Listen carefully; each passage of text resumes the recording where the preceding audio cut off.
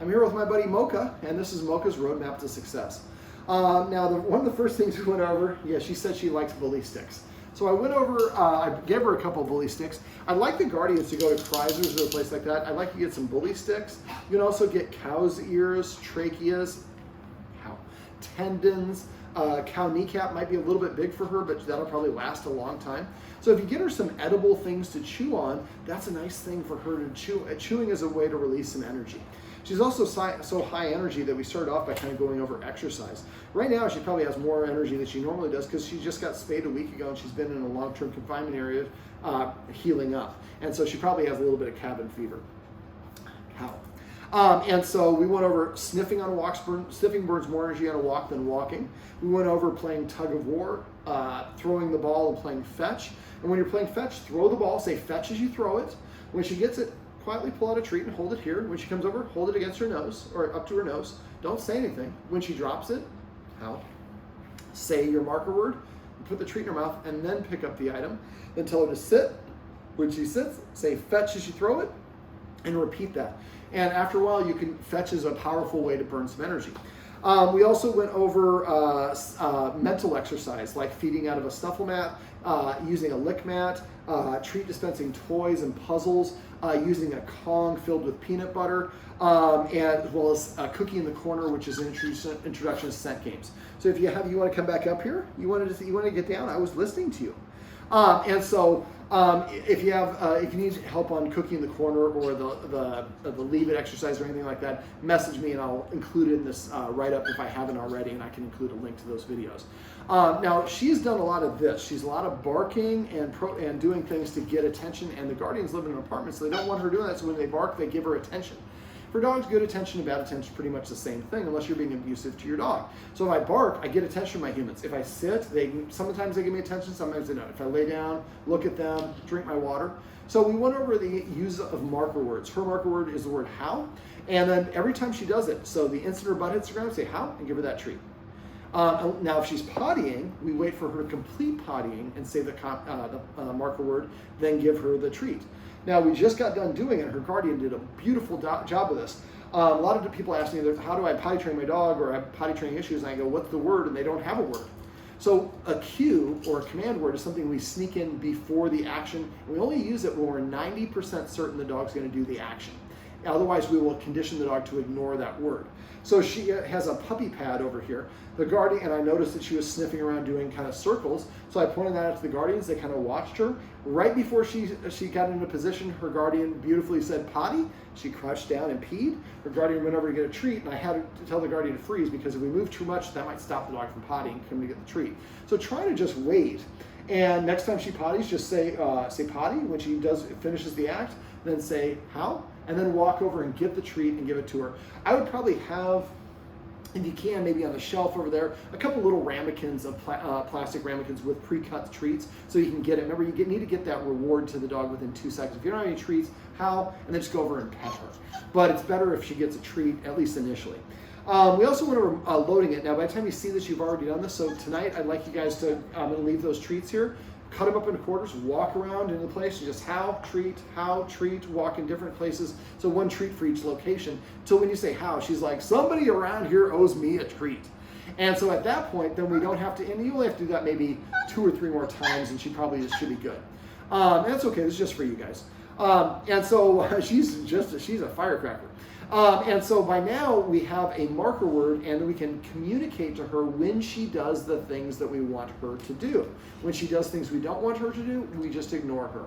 Any attention is going to be validating, like I mentioned earlier. Now, practicing those self-restraint exercises like the leave it cue, things along those lines will help her develop self-control, which will help her in a lot of other capacities, barking, freaking out when I'm left alone, barking at people on the street, and things along those lines. But we need to make sure that we are getting her the amount of exercise that she needs, so we're setting her up for success. If we don't get her that exercise, that's probably going to cause her to freak out a little bit more. That's okay.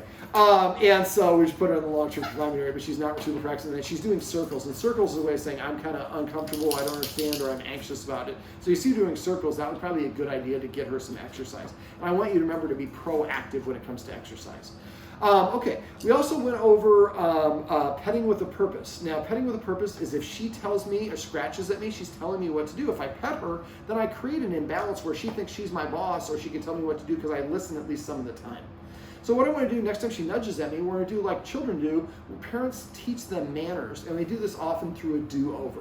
The child says, I want to go, to Disneyland. And the mom's saying, take me to Disneyland right now, Mommy. Well, Disneyland's might not the best example. Is I want a chocolate sundae. Go make me a chocolate sundae, Mommy. And Mommy's like, would you like to ask for that again? A do-over. Mommy, can I please have a chocolate sundae? And if Mom goes and does that, she's teaching the child, saying please is a great way to get what you want. We do this thousands of times with children. We don't do it with dogs. So next time the dog nudges or tells you I want attention, tell the dog to sit one time. If they sit within 2 seconds, say your mark word and pet them. Best place to pet a dog is here, here, here, or here. Try to avoid reaching over their head. So that if you say sit and the dog sits, you say how, and then pet the dog as much or as little as you want. If you say sit and the dog does not sit, just lean back in your chair, check your phone for some emails, write a song on your guitar, paint a masterpiece, wrote a poem, make some cookies, whatever you want to do, watch some TV. So you're telling the dog, hey, if you don't want to do what I asked you to do, that's totally cool. There's no punishment, but I'm on to the next thing. You're not going to get what you want. Just like if the kid doesn't say, please, I want a chocolate sundae, Mom's not going to give them to him. This increases the dog's likelihood of wanting to listen the next time because they weren't validated. They didn't get what they want. And after a while, the dog will start coming and sitting in front of you to prepay for the attention. When they do, say your marker word and pet them. Otherwise, it will go back to barking and all the rest of that fun stuff. Make sure you use the watchword of like polite or manners. So if somebody comes in and sees I'm petting Mocha when she's standing up, they say manners to me. They're saying, I think you might have forgotten to pet with a reason or a purpose. So even if I did it right, they say manners, I would stop petting, say Mocha sit.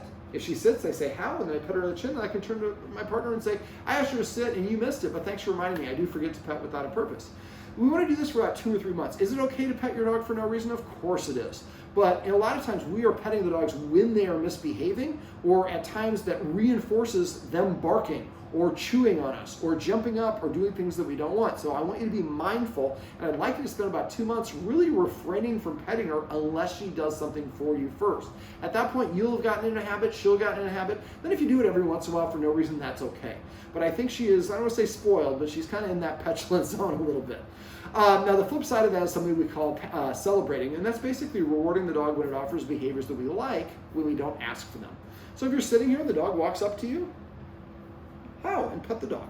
If I didn't see it, my partner might say, celebrate, and that means I need to say the marker word how and pet the dog as fast as I can. I don't need to see what it is. By the time I look at the dog, I probably figure it out, but I'm used to ignoring the dog. So remember, if the dog barks, it gets attention. Chews something, it gets attention. Climbs the area, we get attention. But if I sit, sometimes I get attention, sometimes I don't. If good attention and bad attention is the same thing and my goal is to get your attention, I'm going to do whatever works consistently. So let's make rewarding her for the positive things the consistent thing. If she does the wrong thing, it's like she's invisible. So she doesn't get validation for that, and after a while she'll start gravitating towards the positive elements that we want.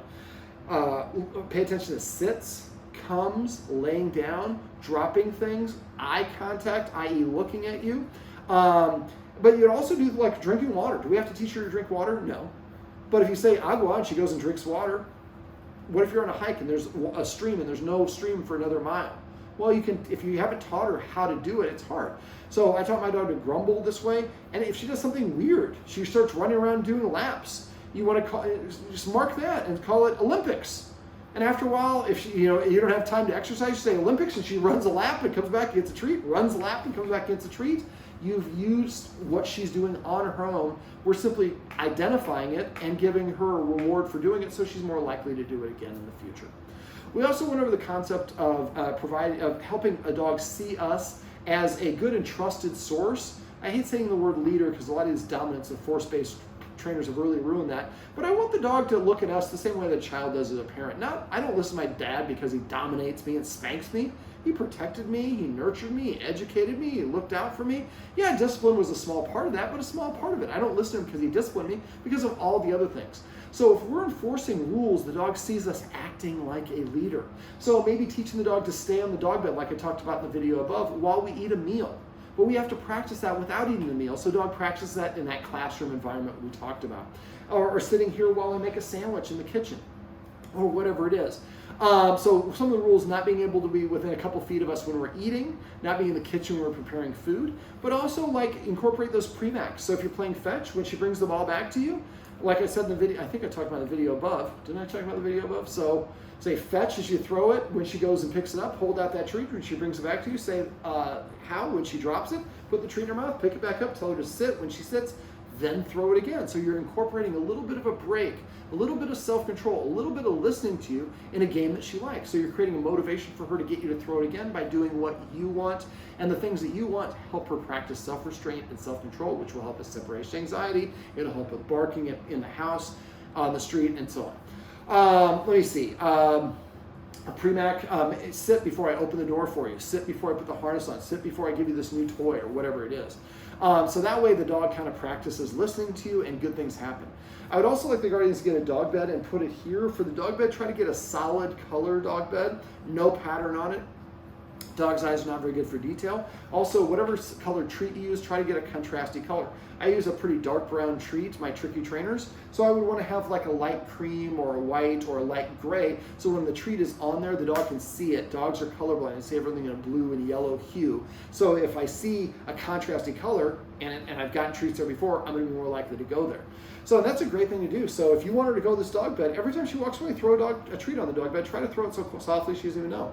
So she's like hanging out. She gets up to go over drink her water, comes back. Holy cow, there's a treat here. How did I miss this? And then after a while, she'll just start hanging out there because there's always treats there. And then what you can do is when she comes over and sits down, then you throw a treat. So now when I come and sit down and it rains treats, why would I want to be on the couch? This is where it's at, man. This is where all the treats are. Every time you get a new toy, she should find it here. So that way, again, she is practicing good things happening on the dog bed, which makes her a little more likely to do that. And she's practicing having some distance between you, which will help with her separation anxiety. Get a snuffle mat, get a lick mat, get a Kong. Like I said, go to Kreiser someplace and get a bunch of chewy, edible items. So that way you can have a whole variety of those sort of things, because those really make a big difference. Yes, super cutie. I'm trying to think, is there anything else you guys want me to cover? I think I've covered just about everything.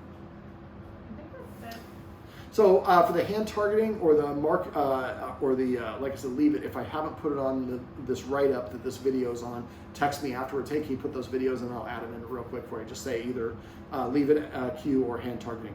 Now, if you have questions, you're going to have questions. You're going to reach plateaus. Sometimes this stuff stops working. People call me, it's like, it's not working anymore. She just remembered what it was and she's going to try to go back to that way. Just stay the course. Her job is to push against you. Your job is to say, this is the line. And between the two of you, you come into an equilibrium. And eventually she knows that they're always going to stop at this line.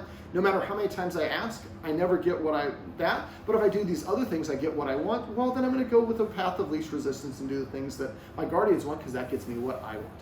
So don't hesitate. If you have any questions, please text me. I get 150 emails a day, so it's a slow way to reach me. Just shoot me a text at the number I've already called you at, and then or shoot me a text message. If you have something that's going on, shoot a little video. Try to keep it sideways like this orientation, and then text me the video and let me know. I don't care if it's 2 minutes after I walk out the store or 12 years from now. If you have any questions or problems with her, let me know. Yeah. Would you like a treat?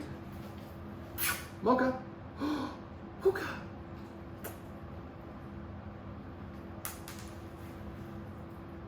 She's busy chewing a bully stick, so we're going to sign off without Mocha.